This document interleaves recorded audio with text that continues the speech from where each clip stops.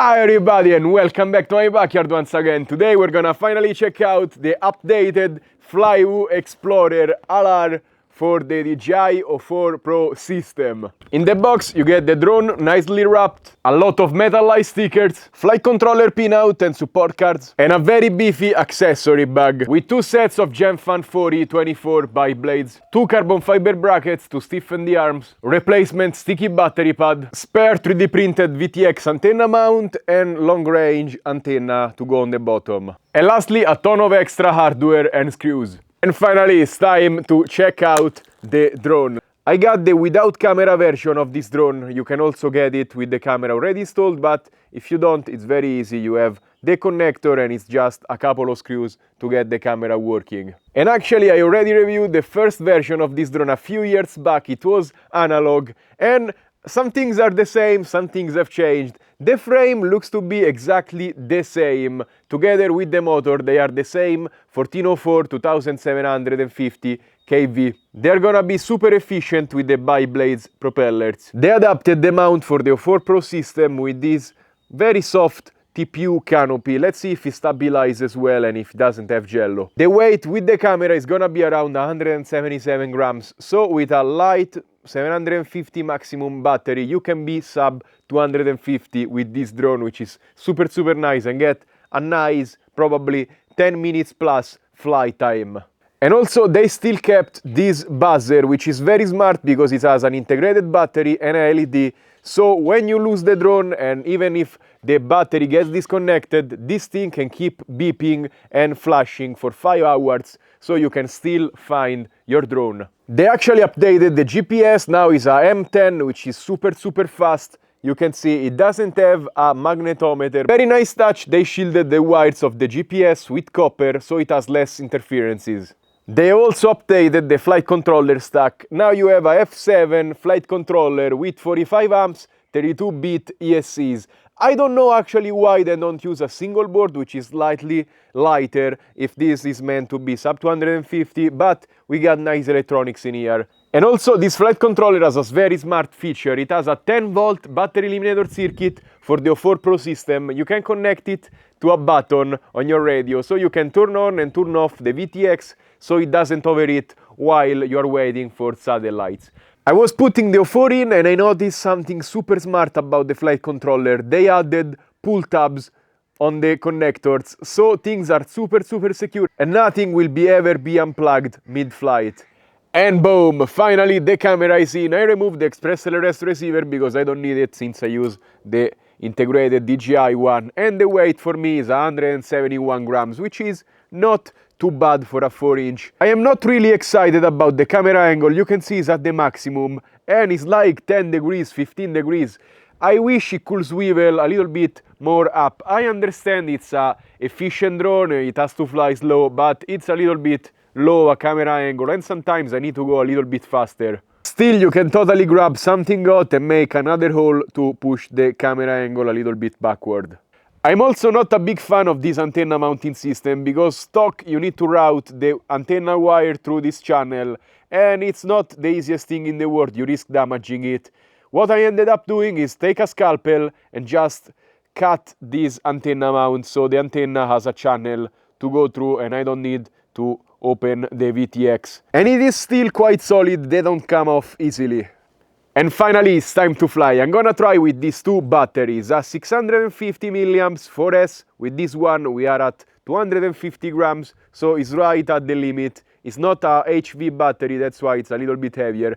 And then a 850 milliamps 4S, which is around 268 grams on the drone. This drone can take even bigger batteries, 1000, 2000 probably, and even lithium-ion packs 4S, so you can get even half an hour of flight time. We have a lizard in front of us, so this is the first time arming the motor. Please, lizard, go away. Ah, crash flipped, sorry. Ah, he went away straight away. I am suffering from a very bad hay fever today. I am really finding it hard to make this video. My eyes are very watery. I hope I don't have sneeze attacks. But the drone seems to be very stable and silent. Again, the camera angle seems to be very flat to the ground.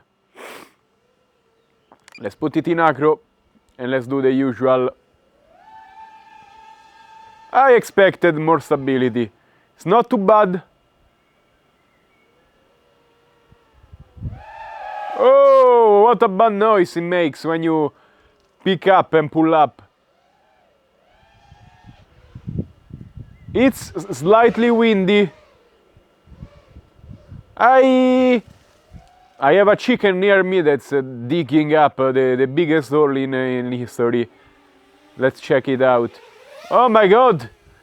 It doesn't have authority when you throttle down. Yeah, that's the problem with the bike blades. Yeah, the chicken is inside the bush. Ah! I hate spring. Like, I find it really hard to make videos. I even took my, how do you call, the antihistaminics.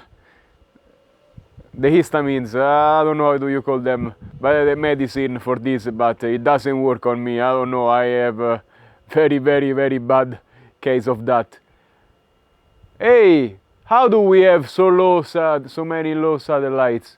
It's been sitting for quite a few seconds.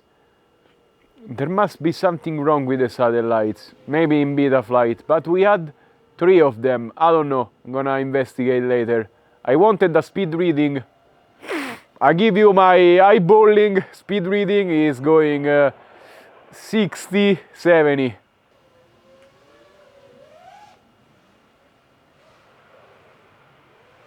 I mean, you can do this, but it's not tuned in the best way ever. It still has a little bit of power, but the feeling is very loose on the sticks. I can tell you this.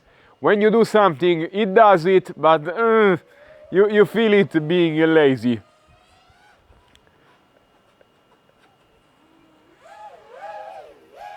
And also it flutters when you throttle.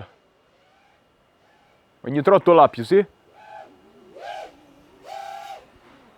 The purpose of this drone is being a nice, slow cruiser, very efficient. But I don't know, I tried the Nexa 3.5 and it was efficient, but also it had a freestyle aspect to it that makes it more versatile. This one is for going long range. You put a big battery and you can fly for half an hour, but very slow in this manner.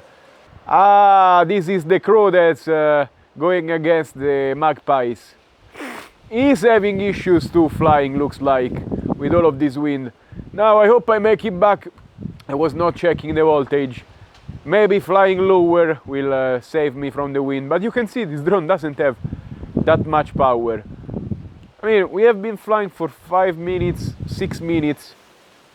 So yeah, definitely if you fly very slow, it's gonna do 8 minutes with the 650. But it's flying quite slow even with the wind.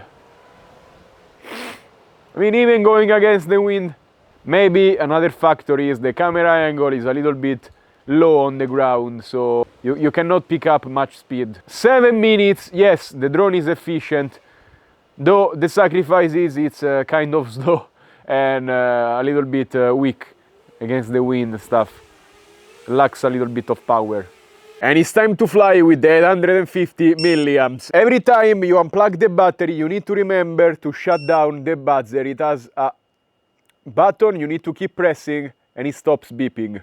Okay, now we have the 850. Feels kind of the same. Hover throttle 36, 38%. I don't know why we still have 3 satellites.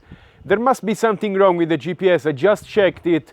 In beta flight everything is configured correctly because it's from factory. I didn't touch anything, so it's not my fault if it's not working. And yeah, maybe the minimum throttle should be raised.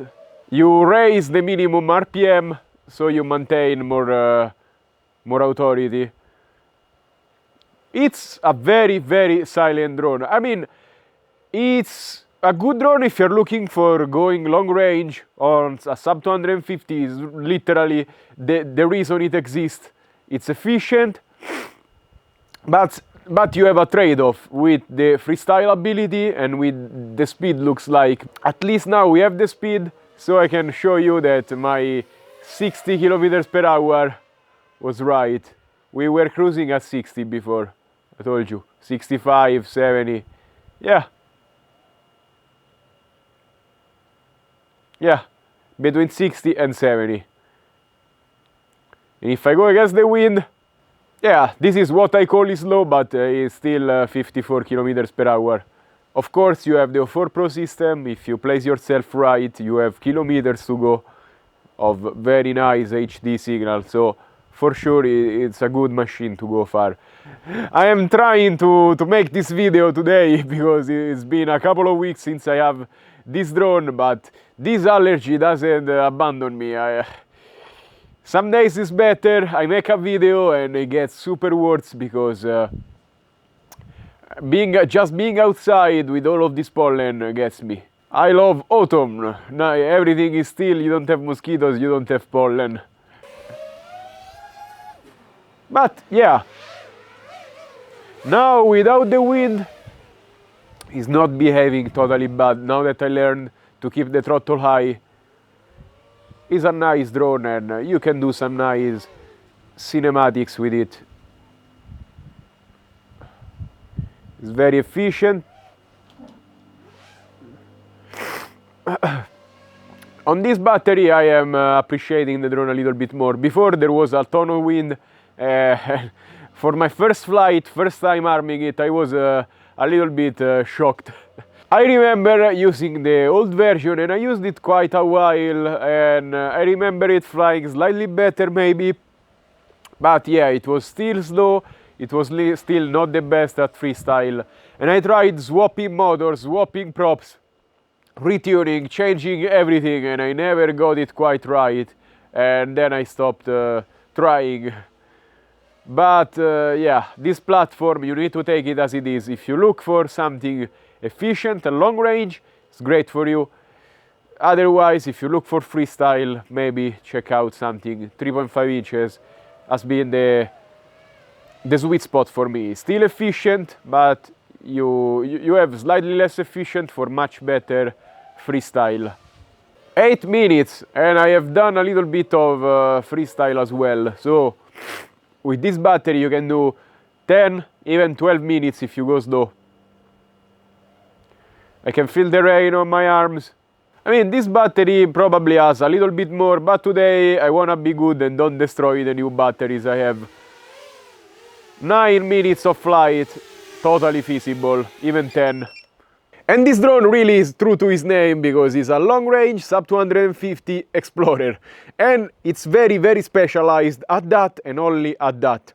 Again, what you gain in efficiency, you kind of lose it in maneuverability and speed. This is a drone to fly level. Most of the times you go slow and you explore the area around you. And for that, it's amazing. You also have a couple of fail-safes, like the GPS, if yours works, because mine does not. I don't know if it's my unit, or maybe it's this placement under the VTX antennas, which is not the happiest way to put the GPS. Gepard C kind of did it better, even if it looks kind of ugly. They put it on a unicorn thing in front of here, but that GPS was working flawlessly. And since you don't need a naked GoPro, maybe it's a good idea to put it in the front here as well. And as always, remember to like, subscribe and comment on this video. Let me know what you think about this drone and what you think about this category of drones, sub 250 long range. Are they useful or you prefer something more freestyle? If you want to buy something, again, check out the links in the description below. Clicking on them, you get a discount and you also help my channel a lot. So thank you so much, stay safe and happy flying. Bye!